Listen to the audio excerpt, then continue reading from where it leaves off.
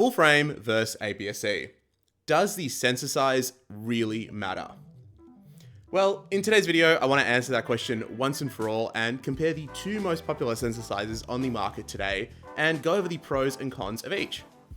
And before we get into it, be sure to subscribe to see more great photography content. So first of all, camera sensors come in all different shapes and sizes, but the two most common on the market are full frame, which is called that as it is the same size as a single frame 35mm film, and APS-C, which is a crop format that is between 1.5 and 1.6 times smaller than full frame, depending on the manufacturer. And the third most common sensor size is micro four thirds, but I have no experience with that, so we will not talk about it in this video. Now, typically speaking, the larger the sensor, the better the image. It's pretty straightforward. When you have a larger image, you can cram way more detail in. That's why medium format cameras are so highly prized for portraiture work and high detail landscape stuff. It's also why they're so bloody big. So if all you want is a massive sensor, then why doesn't everyone just shoot a GFX for a living? Or like a film RZ67? Well, I mean, because it's obviously a bit more nuanced than that. And truthfully, we have to find a middle ground that works for us because as your sensor size goes up, so does the weight of the camera, the lens, and also the cost of the camera and the lens itself too. And I've had this concept for this video for a while now, but it wasn't until I got my Lumix S5 II that it really hit me that this would be an interesting topic to cover. Because before I got that camera, I was an exclusive Fujifilm shooter, which is APS-C, having long since forgotten how good full frame images were, as it had been a year since I sold my full frame Canon R6. And well, a big reason why many people choose APS-C cameras in the first place is the price difference between them. See, full frame cameras have long been considered proper professional cameras and as such command fairly high prices that put them squarely out of reach of newcomers or amateur photographers. But again, this is why I always say it is best to actually look at the used market around you, especially if you're just starting off, as you can find some absolutely insane deals on secondhand camera gear. For example, this Lumix S1R, which I picked up off Facebook Marketplace last week for just 1,300 Australian dollars. This is a flagship 47 megapixel pro grade body, full frame as well, that was 5,200 Australian dollars brand new in 2019. That's just 5 years ago. This thing depreciated like a brand new BMW and I love it. But it just goes to show you that you can get some really great stuff if you look used. And the review for this camera will be coming soon. I just want to play around with it some more, but first impressions, I absolutely love this thing. It's really good. If we don't look used and we only look at the price of new cameras, it was always going to be more expensive to get full frame. That's just how it was.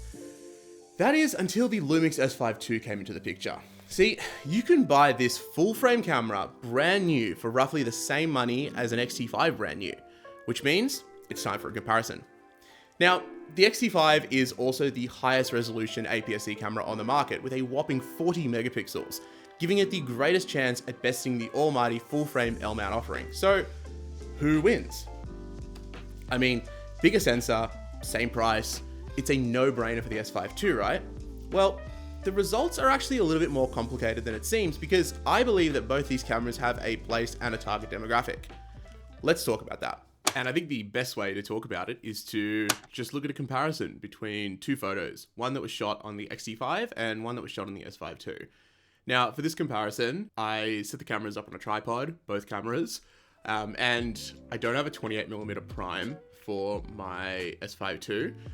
But I do have the 24-70 Sigma Art Zoom, and I also have the 24-1.4 Sigma Art as well. So with this comparison, the Fuji using the 18-1.4, like this is probably the best lens available for Fuji. So even though it's compared against the Zoom, it'll just show you just how good the Zoom lens actually is. So let's just have a look at these images and compare them. I haven't done any editing to these photos at all. I set the white balance to auto on both cameras, and basically what I want to just show you is this the difference in terms of ISO performance. So right now both of these are set to 160, and if we zoom in, as you can see, they look fairly similar. Like, I wouldn't really say there's too much of a difference. I think the Sigma is a sharper lens. Keeping in mind as well, the Fuji image is 40 megapixels. So as you can see, not really much of a difference here. Now let's set the Fuji's to 1600 ISO. And then if we set that's 6400, look at that. So that's 6400 ISO on the Lumix S5 II, and this is 1600 ISO on the Fuji, looks noticeably more grainy than 6400 on the Fullframe S5 II. Then once we go up to 3200 on the Fuji, and then this is 6400, and then I think it tops out, yeah, so 6400 here, and then let's compare that to 6400 on the Fullframe. So, I mean, that's a pretty noticeable difference in image right here. Like it's not even close in terms of how much better it looks. Look, even if we go, I think this one here was, one of these was 25,000. This one is 25,600 ISO on the Fullframe image. And I would say that is almost even cleaner than the 6400 on the Fuji image. So, you know, in terms of like low light, this is kind of where I think the benefits in Fullframe lay, is if you need high ISO performance. Because the high ISO performance between the two of them, the bigger sensor is just going to be much better. Next up, let's look up another image here. So this one is 160. The Fullframe, this is the 24 1.4 art. So we're not on the zoom lens anymore. Look at how sharp that lens is. I mean, that lens is just incredible. And then on the Fuji, I think it did slightly misfocus, classic X-T5. But if we look at where it did get in focus around about here, you can just very, very clearly see the difference. Even though the Fuji has so much more megapixels, the Fullframe just has heaps more detail in the images right here. And then once we go into, let's have a look. This one's, okay, this is 51,200 ISO. So this is probably, I think this is the maximum on the S5 II versus 12,800, which is the maximum on the X-T5. So you can just see, I mean, like 12,800 versus 51,200, and the Lumix, I think, looks a little bit cleaner.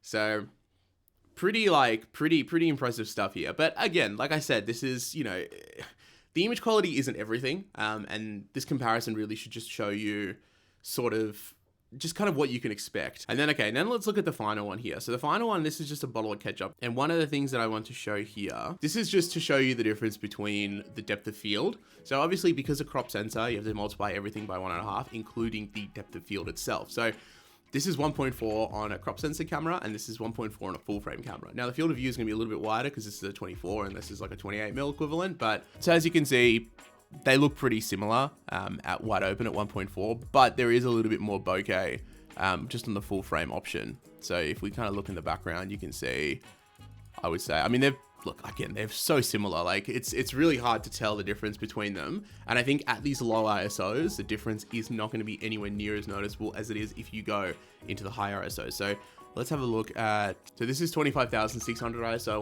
on the Lumix. With the 24-70 zoom, and this is 12,800 on the Fuji. So as you can see, that's a really sharp zoom lens. That 24-70 2.8 is an incredible lens, and you could just see side by side. I mean, it is like as good, if not maybe a little bit sharper than Fuji's best lens. So it's really, really impressive. I think that, you know, what you should take away from this comparison is more so just that if you require really high ISO performance and you need that detail, full frame is definitely going to be the better option for you. But okay, that's just the image quality. Again, like I said earlier, you know, if image quality was all that mattered, people would just go out and shoot medium format or like large format all the time. But the reality is that image quality is not everything. And in my why I switched from Canon to Fujifilm video, I was very, very clear in saying that I was aware that despite the technically inferior camera, I loved shooting with the Fuji because it was fun to take photos with the camera. It was also much smaller, and I love the design and the aesthetic of the cameras too. And this still rings totally true. Despite being inferior, I do love the experience of taking photos with Fuji cameras, but in all honesty, I think if you're going to get a Fuji, buy an old one. Now, the new cameras honestly lack a certain charm that the old ones had, and that's actually why I adore my X Pro 1 so much. It has charm and character and also build quality improvements over the modern cameras, and this is something that I didn't realize until I picked up a used X Pro 1 and I fell in love with it, quickly preferring to use it over the X-T5, despite the X-T5 having notable improvements in many areas. And the other issue that I have with the modern Fuji cameras is just how bloody expensive they've become. Like back in the day, you could buy Fuji cameras for cheap. I remember paying just 650 Australian dollars for my X-T3 back in 2019, and now 5 years later, they sell for more than that. I mean, it was a great camera, don't get me wrong, but I just don't know if I'd be paying close to 800 bucks for that camera, nowadays, at least, you know? And look, I realize that this is all because of the hype that has surrounded Fuji cameras and the scarcity and the lack of availability as well. And obviously I understand that Fuji themselves are not price gouging, but it does make you think. I mean, with current prices and the insane hype for these cameras, they have now crept well into full frame pricing, and it makes the entire value proposition just a little bit harder to swallow. In my opinion, buy an old one for cheap and enjoy the experience of shooting with it, but the prices that Fuji wants for their new cameras is totally nuts. The X-H2S, for example, is a ludicrously expensive, unreliable, and stupid camera, which I cannot in any right way recommend to anyone to buy, especially when you can get plenty of full-frame offerings for similar or even less money. That being said, at least the lenses are well priced. Full-frame lenses command some very expensive prices and are also much larger too. But okay, that's enough shitting on Fuji. Let's get back to the question of the video. Does sensor size actually matter? And the answer is sometimes. It depends. I realize that's very anticlimactic, but it does really honestly depend on your use case scenario and what you want your camera to do for you. Do you travel a lot with your camera? Do you need it to be subtle and discreet for street photography? Well, in that case, the improvements in image quality that you'd see from a full frame camera are totally pointless because full frame cameras are massive. And even if the bodies aren't that big, the lenses sure as hell are.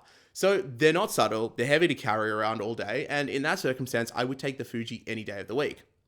Do you want your camera to be stylish and fun? And do you value the experience of taking photos? Get a Fuji, preferably an old one. You will love it. I realize that the Lumix cameras do not have the same level of sex appeal that a Fuji camera has. And that obviously has a, it plays a big role in what is appealing to certain people about these cameras. So I understand that, I'm not stupid, I get that. But the character and the quality of the images that you're gonna get out of those old Fuji cameras will be amazing. And they're actually really well priced too. Especially like, look into like the X-T2. That camera is built really, really well. The X Pro 1, the X Pro 2, the X Pro 2 is creeping up a little bit in value as well. But yeah, the X Pro 1 is still an awesome choice to this day. And I mean, look, do you want your camera to be stylish and full frame? Well, the Nikon ZF also exists and it's the same money as an X-H2S. And I still want to try one of those out in the future. So maybe someday I will have a review for you guys for that camera too. Now, are you a working professional who needs their camera to make money and wants something that actually works no matter the situation? Then honestly, you probably should just buy a modern full frame camera. It doesn't have to be a Lumix, it can be a Canon, it can be a Sony, it can be a Nikon, whatever works for you. I honestly think having used full frame after shooting with Fuji and using it for professional work, the difference is pretty staggering. And especially in your ability to be able to get photos that in your ability to get shots that earn you money, I think it's always really, really important to use the camera that works the best. Obviously for personal work, doesn't really matter as much. And in that circumstance, I think something like a Fuji is still really, really good and still a really valid choice. Now, I recently had a wedding photographer reach out to me, and she was asking me for advice on why her X-H2S and 16-55mm combo simply couldn't keep up during a busy wedding environment, and she was wondering what she should do. So she had previously shot with a Canon, and she loved the reliability and the performance of that system, but she went with the Fuji to closer match her GFX and her film photos on the day. Now, all her peers shoot Canon, and she was really, really frustrated with just missing crucial moments due to the camera. And so what did I tell her to do? I told her to just go buy a Canon. Now, would I get a brand new Canon, like an R5 II, for example? Look, probably not, but I'm not a full-time wedding photographer. I have my own needs, and it's just not right for me. The Lumix works for me. I love it. I think it's a great camera, but again, everyone has their own needs, and you've really got to establish those needs and figure out what those needs are. And that is the best way that you're going to figure out what camera works for you. And honestly, this is something that I really learned the hard way, trying to make Fujifilm work for me, when the reality of the situation is that, I should have just bought a full frame camera in the first place and kept the Fuji as a fun, travel, and personal camera instead. And now, I realize that everyone has different use case scenarios, and I think that's why it's so important to understand what exactly you want your camera to do. There is no need trying to fit a square peg into a round hole. The beauty of having such a variety of cameras on the market is that there is choice. Freedom to choose whatever the hell works for you. And if you can make a crop censored camera work for you, for your situation, then that is what you should do. During my entire time making YouTube videos, I have tried to emphasize the fact that you shouldn't pick the camera that is technically the best, but rather something that suits your needs. And while I have been a little bit negative towards Fujifilm in this video, I'd like to reiterate that the cameras are still great, just maybe a little bit too expensive, especially the modern ones. And look, if you still can't decide on what sensor is better, do what I did and just get both. And that's all for today. What do you guys think? Does sensor size actually matter, or is it all a myth? Let me know in the comments below, and I'll see you guys next week. Have a great day.